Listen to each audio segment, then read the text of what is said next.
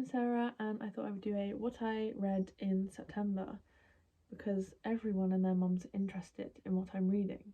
I might look a bit different this video because I cut my hair off. Like, it's all just gone. You're not pranked, it's just not there anymore. I also got a prescription for my eyes, so now I have reading glasses that I read this month as well, which doesn't look like a lot, but I did end up reading 15 books this month. But yeah, the first book that I listened to was Zodiac Academy, and this was Heartless Sky. These books, if you've read them, you'll know the emotional trauma you go through whilst reading them. 8 books deep. I think the ninth one is coming out in the spring next year, I believe. I just need that to be over. 7 books deep. This is an 800-page book, so I was like, I'm not reading that, I'm listening to it. So I listened to it at work, and yeah, there's not much to say about it because if I did, I would spoil things for people that haven't read them. I would say the series in total is like, overall I think it's a 4.5-star series. However, the books just start to get a bit like, oh, okay, I'm fed up now after like book 5. At least I think that. But yeah, I definitely think they're worth reading. Just do it in your own time and know that they will make you mentally I then also listened to the 8th Zodiac Academy book at work. This was like 1200 pages long, so I was like, no way am I reading that, because no, just no. So I listened to 36 hours of it instead. Make it make sense. I did a reading vlog on this actually, so if you want to see that, then it will be somewhere on my channel. But yeah, this book basically, what can you say about a book that is 1200 pages long and doesn't really have much of a plot until like maybe the last 100 pages, and you've already read 7 books on these characters and they still haven't had their happily ever after. I then read the Off-Campus series by Earl Kennedy. I read The Score, The Goal and The Legacy. So The Score is about Dean and Ali, and they're kind of like friends with benefits until they're not.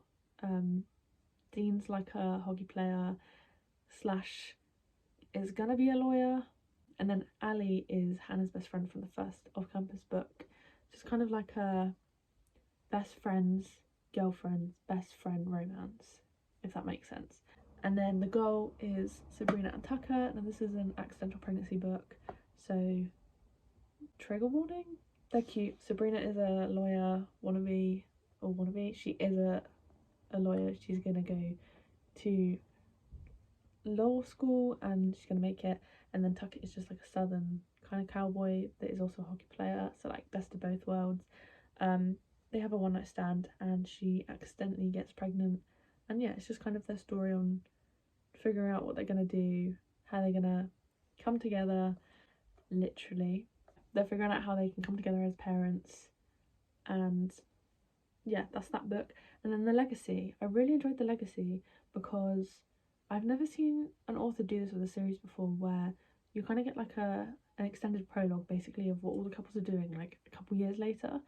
So yeah, this book was really like fun, cute, quirky. The couples were, you know, getting engaged, having babies, getting married, honeymooning. It was just all rounded good, I think.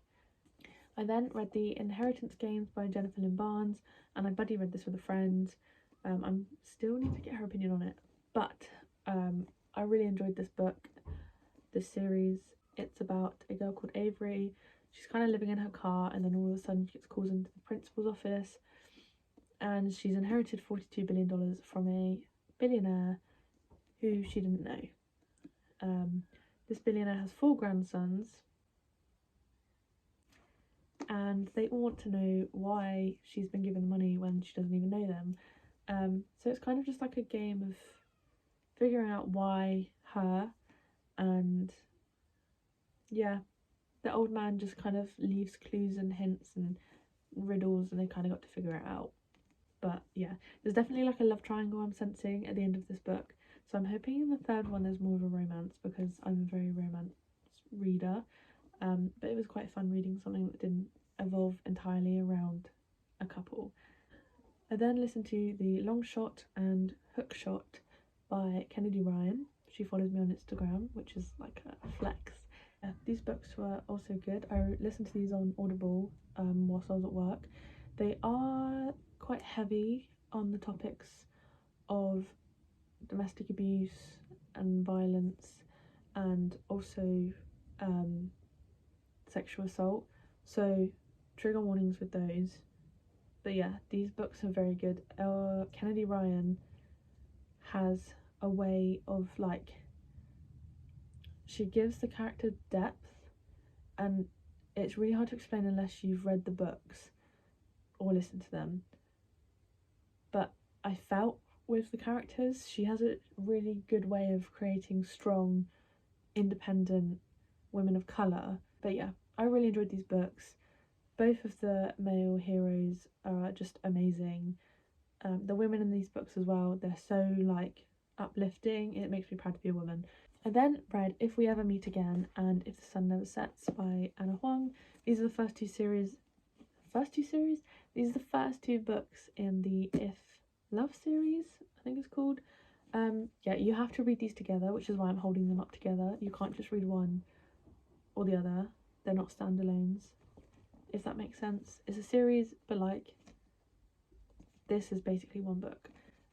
It follows the same couple, Farah and Blake, and they are students at an international school in Shanghai, China. I mean, there's not much to say about these. I think I rated this 3 stars and this 4. This one was a lot better. This one, Anna only went and threw in 3 of the worst tropes at the very end.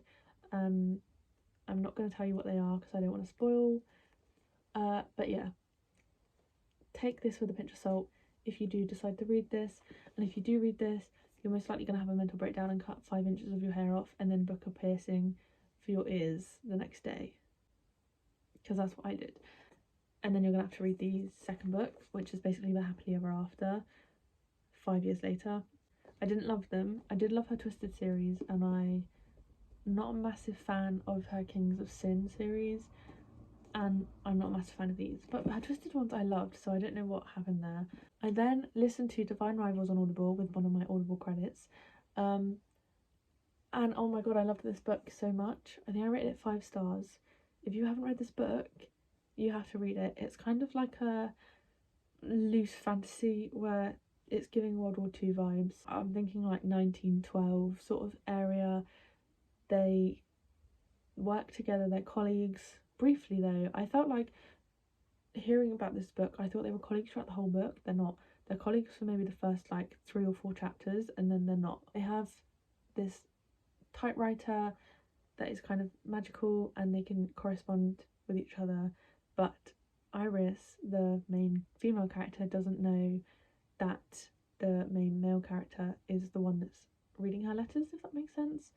So she doesn't know it's him, and they're kind of rivals at work, I would say. He doesn't hate her necessarily, but she kind of just dislikes him. So I don't know if I'd say rivals, because, oh, I guess, yeah, they're more rivals than enemies. But yeah, that's kind of how the gist of the book is. She ends up going to write in the war, and it's just a really sweet love story, and it is left on a cliffhanger. So if you don't like cliffhangers, or you just get stressed like me, then wait till the second book of this is out, which I think is coming out in January. So yeah, I'm left on a cliffhanger and I hate it, and I need to know what happens next. But yeah, I really loved this, and I definitely almost cried with this as well. I was literally sat at work trying really hard not to cry because the ending is just so heartbreaking. Yeah, but if you haven't read this already, definitely read it. And I'm definitely going to be ordering the physical book because I loved it that much. I then read this bad boy, Powerless. This is going like absolutely insane on the internet right now, by Lauren Roberts. It's her debut book, which is absolutely like, not shocking, but like amazing how someone can write like this and their first book. Like, Lauren, you were born to be an author, and don't let anyone tell you otherwise. This book, it's just like it was just a 5 star. It's up there with Once Upon a Broken Heart, if not the same as Once Upon a Broken Heart. This book, I have so many tabs. So many tabs. Can you see that? So many tabs. To me, this is a lot of tabs, okay? Where Kai, the main MMC, is just the sweetest thing. Like, he's just, oh.